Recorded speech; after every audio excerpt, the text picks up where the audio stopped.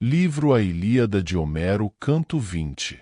Deste modo junto das naus recurvas envergaram as armas à tua volta, ó filho de Peleu insaciável no combate, os aqueus. E o mesmo fizeram os troianos na inclinação da planície. Porém Zeus ordenou a Temis que convocasse os deuses para a assembleia na falda do Olimpo de muitas escarpas. Por todo o lado se apressou e mandou que viessem à casa de Zeus. Nenhum dos rios se absteve de vir, à exceção do oceano, nenhuma das ninfas que os belos bosques habitam e as nascentes dos rios e os prados atapetados de relva. Ao chegarem à casa de Zeus que comanda as nuvens, sentaram-se entre as colunas polidas, que para Zeus Pai forjara Hefesto com perícia excepcional. Assim se reuniram na mansão de Zeus.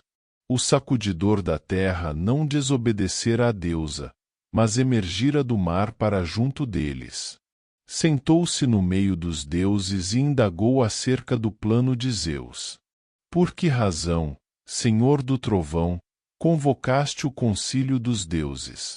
Será que intentas alguma coisa em relação a aqueus e troianos? Pois neste momento se lhes ateou a guerra de que estão já perto. Respondendo-lhe assim falou Zeus que comanda as nuvens. Percebeste, ó sacudidor da terra, a intenção no meu peito, as coisas por que vos convoquei. Eles preocupam-me, embora vão morrer. Todavia pela minha parte aqui permanecerei sentado numa falda do Olimpo, donde ficarei a ver para deleite do meu espírito. Mas ide vós outros, até que chegueis a troianos e aqueus, e prestai auxílio a ambos os lados, consoante aprouver a cada um. É que se Aquiles combater isolado contra os troianos, nem de forma exígua conseguirão reter o veloz Pilida. Antes até já costumavam tremer só de o verem, mas agora que tem o coração em raiva terrível por causa do amigo, receio que, além do que está destinado, ele arrase a muralha da cidade. Assim falou o Cronida e levantou a guerra incessante. Para a guerra foram os deuses, de espírito dividido.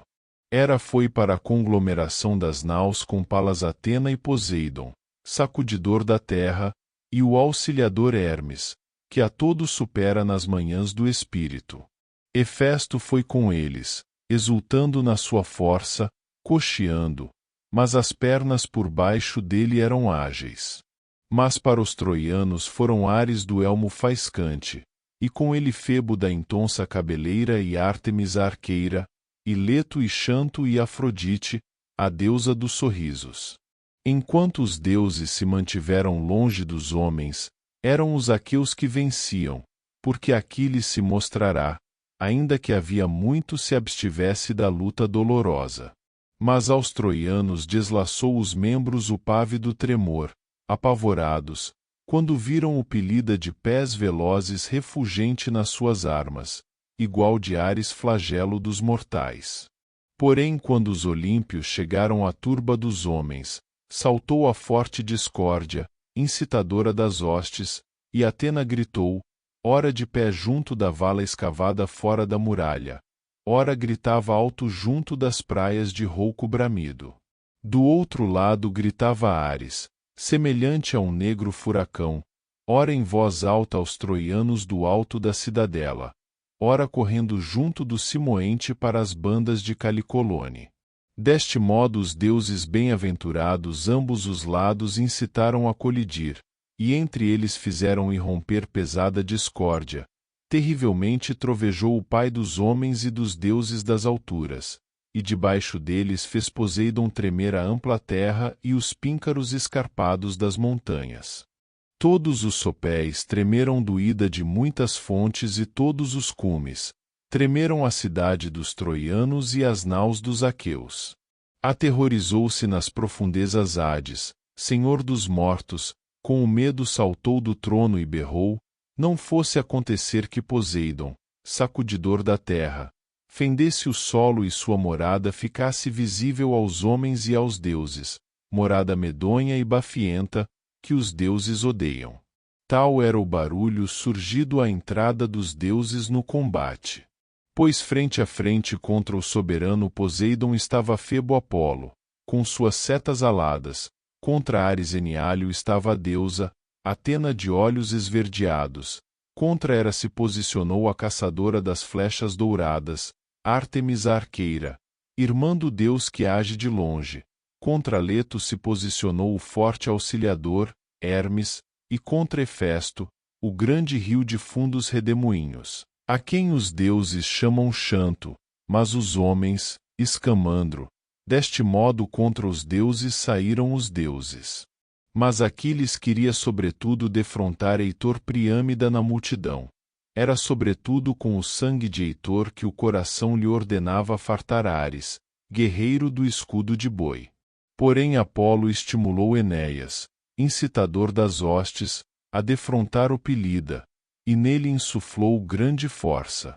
A voz de Licaon, filho de Príamo, assemelhou a sua voz, e com o aspecto dele assim falou Apolo, filho de Zeus.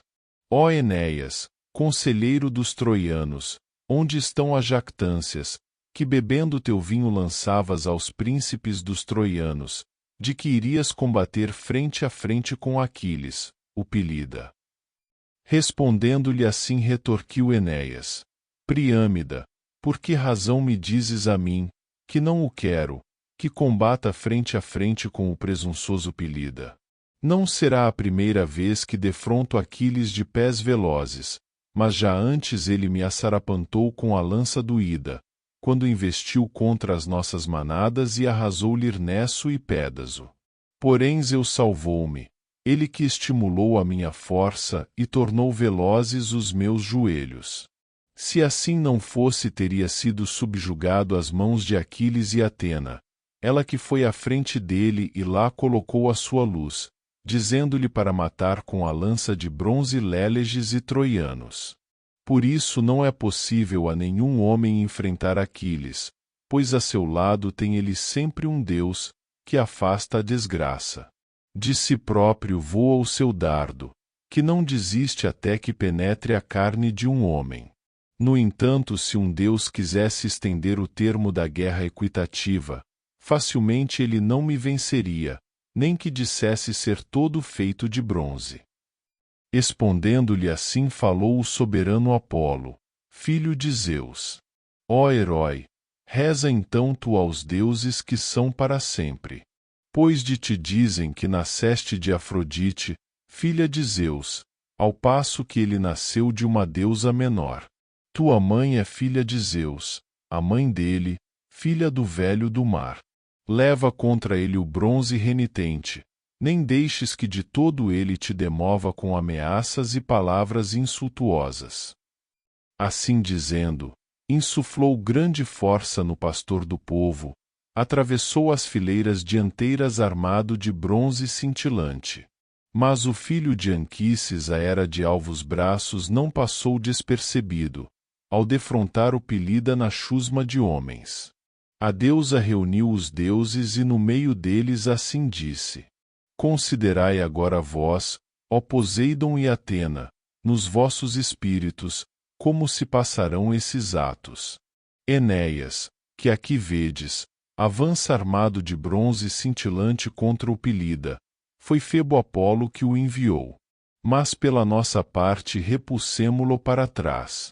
Ou então que depois um de nós se coloque ao lado de Aquiles e lhe confira força inumana, para que nada lhe falte de ânimo e saiba que o estimam os melhores dos imortais e que de umas quantas rajadas de vento não passam os que antes defenderam os troianos da guerra. Todos os que descemos do Olimpo participamos deste combate, para que hoje entre os troianos Aquiles nada sofra. Depois sofrerá o que o fado lhe fiou à nascença, quando a mãe o deu à luz. Se Aquiles não for informado destas coisas por voz divina, sentirá medo depois, quando algum deus se lhe opuser na batalha. Tremendos são os deuses quando aparecem às claras. Respondendo-lhe assim falou Poseidon, sacudidor da terra: Hera, não te enfureças além da razão. Não tens necessidade.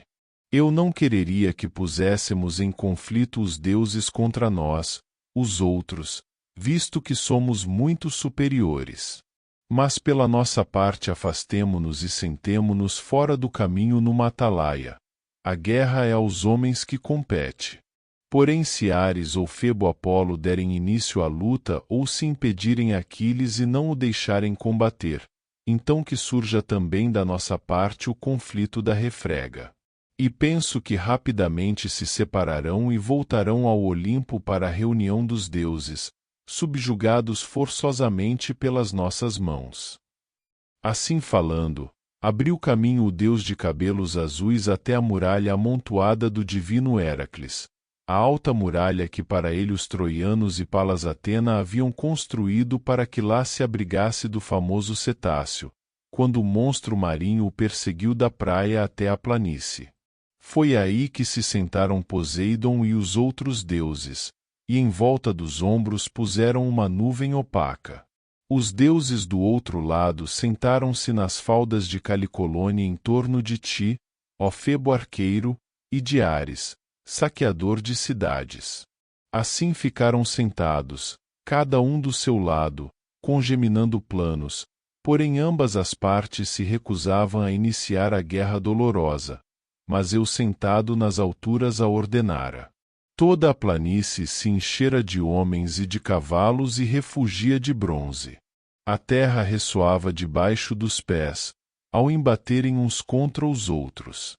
Dois homens excelentes encontrarão-se no meio das duas hostes, desejosos de combater: Enéas, filho de Anquises, e o divino Aquiles. Enéas foi o primeiro a avançar com intento ameaçador, agitando o elmo pesado. Um escudo robusto segurava a frente do peito e brandia a lança de bronze. Por seu lado o Pilida atirou-se a ele como um leão esfomeado que ávidos de matar estão os homens reunidos, todo o povo. Num primeiro momento o leão segue o seu caminho, indiferente, mas após um dos mancebos o ter atingido com a lança, agacha-se de boca aberta, com os dentes cheios de espuma e geme-lhe no peito o coração valente, com a cauda fustiga os flancos e as costelas, incitando-se a si próprio a combater, e com os olhos cada vez mais claros lança-se com força em linha reta, quer seja ele a matar um dos homens, ou seja ele morto na multidão da frente. Assim a Aquiles incitaram a força e o ânimo orgulhoso a sair para lutar frente a frente com o magnânimo Enéas. Mas quando já estavam perto, avançando um contra o outro, o primeiro a falar foi o divino Aquiles de pés velozes. Enéas, por que razão saíste tão longe da multidão para me enfrentares? Será que o coração te manda combater contra mim, na esperança de entre os troianos domadores de cavalos da honraria de Príamo te assenhoreares? Porém nem que me matasses. Não seria por isso que Príamo te poria tal prêmio nas mãos. Pois ele tem filhos, além de que tem juízo e não está demente. Ou será que os troianos te demarcaram um domínio senhorial superior aos outros, terra de pomares e lavoura, para nela habitares, no caso de me matares? Porém eu penso que dificilmente o farás. Pois declaro que já outra vez te assustei com a minha lança. Não te lembras da ocasião em que estava só e te pus a fugir dos bois, a correr com pés velozes das montanhas do Ida a toda a velocidade? Nesse dia fugiste sem olhar para trás. Dali fugiste para Lirnesso, mas eu arrasei a cidade. Auxiliado por Atena e por Zeus pai, levei as mulheres como cativas e tirei-lhes o dia da liberdade. Pela tua parte, foste salvo por Zeus e pelos outros deuses. Mas não penso que hoje te salvará, crença que meteste na cabeça. Sou eu que te digo para voltares de novo para a multidão. Não te ponhas à minha frente, ou sofrerás algum mal. Até os tolos percebem fatos. Respondendo-lhe assim falou em seguida Enéas. Pilida, Não esperes assustar-me com palavras como se eu fosse uma criança. Eu próprio bem sei proferir injúrias e insultos vergonhosos. Conhecemos a linhagem um do outro, os progenitores, ouvimos os cantos épicos antigos de homens mortais. Mas com a vista nunca tu viste meus pais nem eu os teus. Dizem que tu és filho do irrepreensível Peleu, e que tua mãe é Tétis de belas tranças, filha do mar. Porém eu declaro como filho do magnânimo Anquises ter nascido e que minha mãe é Afrodite. Destes uns ou outros o filho amado lamentarão hoje, pois afirmo que não é com palavras infantis que nos separaremos para depois regressarmos da batalha. Mas se quiseres, ouve também isto, para que bem saibas a minha linhagem, aliás há muitos homens que a sabem. Zeus que comanda as nuvens gerou primeiro Dárdano, que fundou a Dardânia, pois a Sacra Ílion não tinha ainda sido construída na planície como cidade de homens mortais, mas ainda habitavam as faldas do Ida de muitas fontes. Dárdano, por sua vez, gerou o rei Erictônio, que se tornou o mais rico dos homens mortais. 3.000 cavalos tinha ele nas pastagens, éguas que se regozijavam com seus tenros poldros.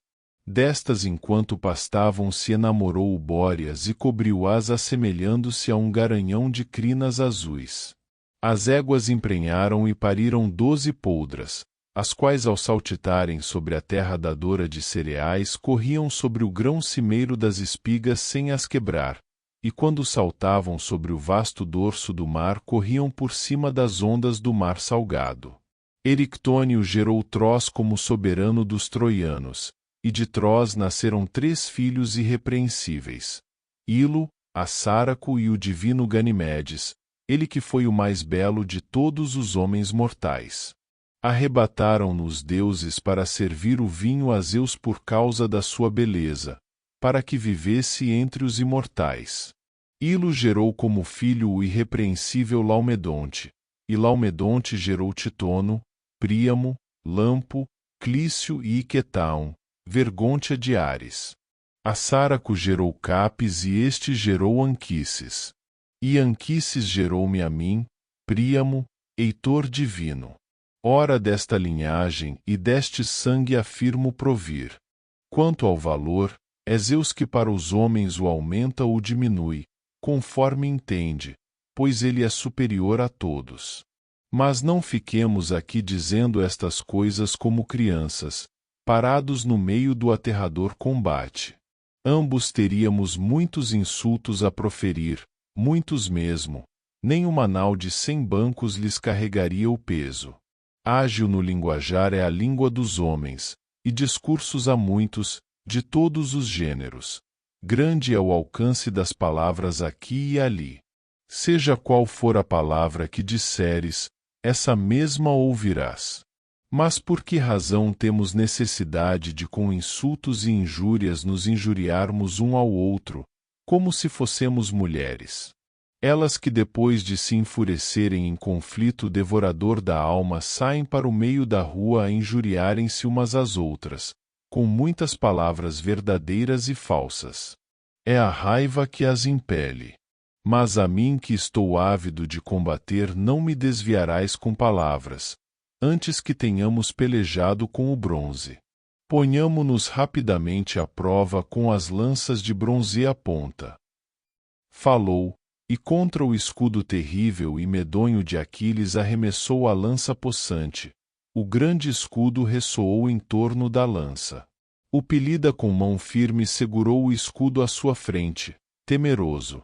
É que receava poder a lança de longa sombra do magnânimo Enéas facilmente penetrar o escudo, estulto, pois não sabia no espírito e no coração que não é facilmente que os gloriosos presentes dos deuses são por homens mortais domados ou levados a ceder. Desta vez a lança potente do fogoso Enéas não penetrou o escudo, pois o ouro a reteve, oferenda do deus. Porém penetrou 2 camadas, só que havia ainda mais 3, pois 5 eram as camadas que forjara o deus de pé manco, 2 de bronze, mais 2 interiores de estanho, e uma de ouro, devido à qual foi retida a lança de freixo. Em seguida arremessou Aquiles a sua lança de longa sombra e atingiu o escudo de Enéas, equilibrado de todos os lados, sob o rebordo exterior, onde o bronze corria finíssimo e finíssima era a camada de pele de boi. A lança de freixo do Pélion penetrou logo e o escudo ressoou debaixo dela. Enéas atemorizou-se e longe de si segurou o escudo, receoso, e a lança passou por cima dele e na terra ficou espetada, furiosa, tendo rasgado 2 camadas do escudo protetor. E Enéas, tendo escapado a lança comprida, pôs-se de pé e um sofrimento incomensurável se derramou sobre os seus olhos, pois ficará amedrontado porque estava a lança ali tão perto. Mas Aquiles desembainhou a espada afiada e atirou-se a ele, com um grito medonho. Enéas agarrou com a mão numa pedra, feito sobre-humano, era uma pedra que nem 2 homens levariam, dos que hoje existem. Mas facilmente ele a levantou, só. Então Enéas, lançado, tê-lo-ia atingido com a pedra, ou no elmo ou no escudo que dele afastara a funesta desgraça, e o pelida em renhida peleja teria privado Enéas da vida, se rápido não tivesse se apercebido Poseidon, sacudidor da terra. E de imediato dirigiu estas palavras aos deuses imortais. Ah, que sofrimento o meu pelo magnânimo Enéas, ele que rapidamente subjugado pelo pelida descerá ao Hades, por ter se deixado convencer por Apolo que atinge de longe, estulto, pois o Deus não afastará dele a funesta desgraça. Mas por que razão deve ele, homem sem culpa, sofrer dores em vão por causa de sofrimentos que são de outros, ele que sempre ofereceu presentes aos deuses que o vasto céu detém? Que seja conduzido então por nós para longe da morte, para que não se enfureça o Cronida, se Aquiles o matar. Pois está fadado que ele sobreviva à guerra, para que desprovida de esperma não pereça a raça de Dárdano, a quem o Cronida amou mais do que todos os filhos, que lhe foram gerados por mulheres mortais. Entretanto o Cronida pôs-se a odiar a raça de Príamo, e agora será a força de Enéas a reger os troianos, assim como os filhos de seus filhos, que de futuro nascerão. A ele respondeu era a rainha com olhos de plácida toura. Sacudidor da terra, decide tu próprio em teu coração a respeito de Enéas, se o salvarás, ou se permitirás que ele pelo pelida Aquiles seja subjugado, valente embora seja. Na verdade nós ambas muitos juramos entre os deuses imortais, eu e Palas Atena, de jamais afastar dos troianos o dia da desgraça, nem mesmo quando Troia toda estiver a arder em fogo devorador, fogo esse ateado pelos belicosos filhos dos aqueus. Assim que isto ouviu Poseidon, sacudidor da terra, entrou por entre a refrega e o arremesso de lanças e chegou onde estavam Enéas e o glorioso Aquiles. Imediatamente derramou uma neblina sobre os olhos do pelida Aquiles. Quanto à lança de freixo, bem provida de bronze, tirou-a do escudo do magnânimo Enéas e posicionou-a logo à frente dos pés de Aquiles. Mas arrebatando Enéas no ar, levantou-o da terra. Por cima de muitas falanges de homens e de cavalos saltou Enéas, levado pela mão do Deus, e chegou ao limite derradeiro da guerra dolorosa, lá onde os calcones se armavam para a batalha. Aproximou-se dele Poseidon, sacudidor da terra, e falando dirigiu-lhe palavras aladas: Enéas, qual dos deuses te ordena a ti, desvairado, que combatas contra o presunçoso pelida? Ele que é mais forte e mais querido dos deuses imortais? Não, arrepia caminho quando te defrontares com ele, para que além do fado não entres na mansão de Hades. Porém quando Aquiles encontrar a morte e o destino, então poderás ganhar coragem e combater entre os dianteiros. Pois nenhum outro dos aqueus poderá matar-te. Assim dizendo, deixou-o ali, depois que tudo lhe explicará. Logo em seguida dispersou a neblina sobrenatural dos olhos de Aquiles.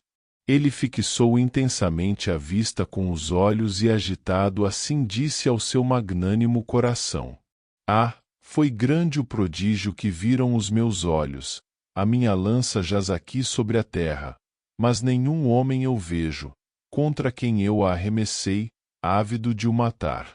Na verdade, também Enéas pelos deuses imortais é amado, embora eu pensasse que tivesse se ufanado em vão.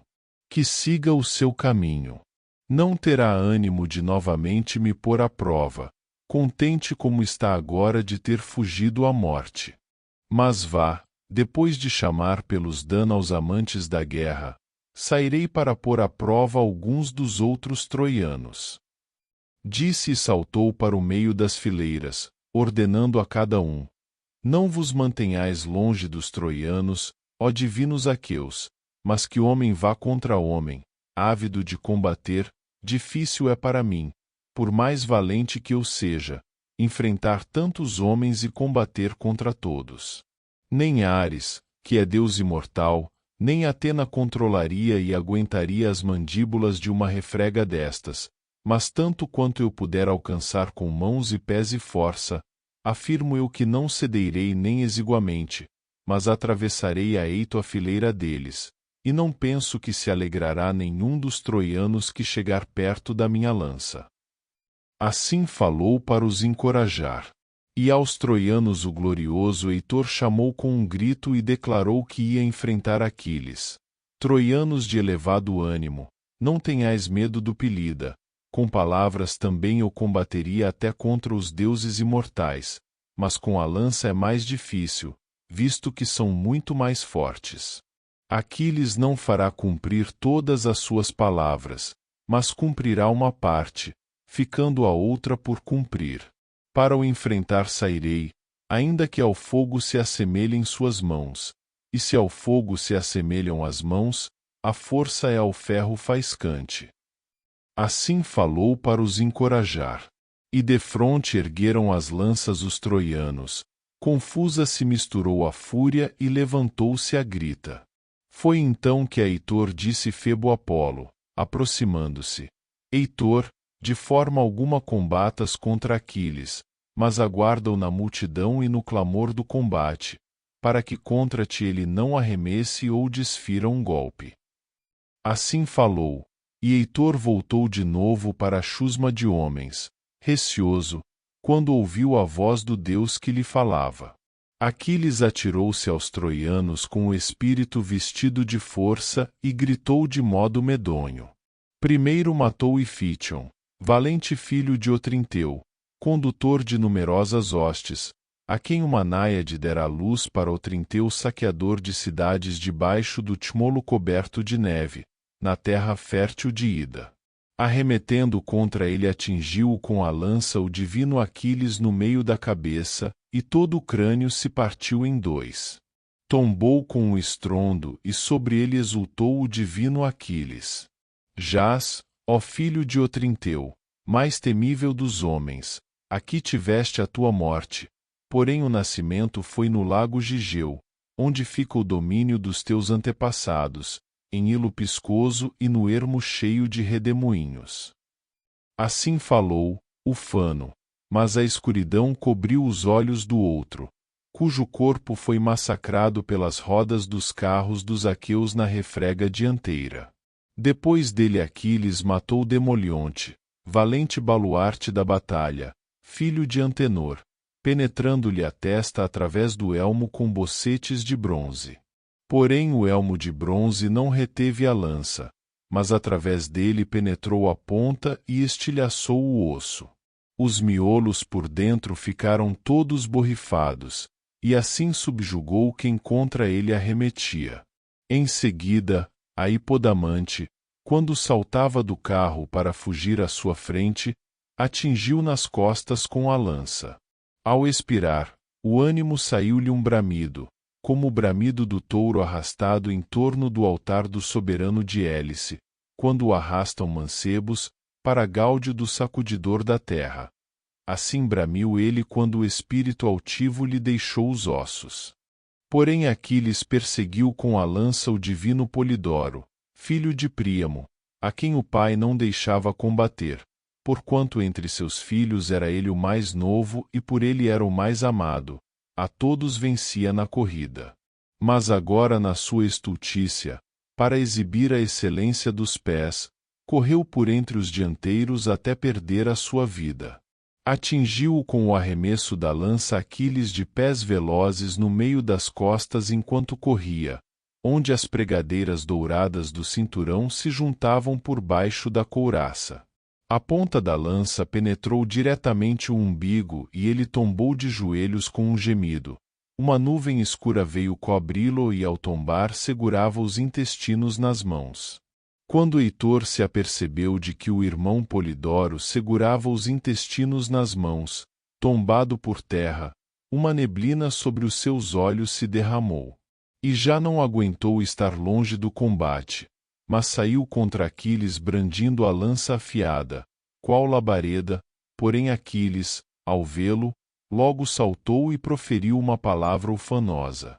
Perto está o homem que mais me feriu o coração, ele que me matou o amigo honrado. Não será por mais tempo que nos evitaremos nos diques da guerra.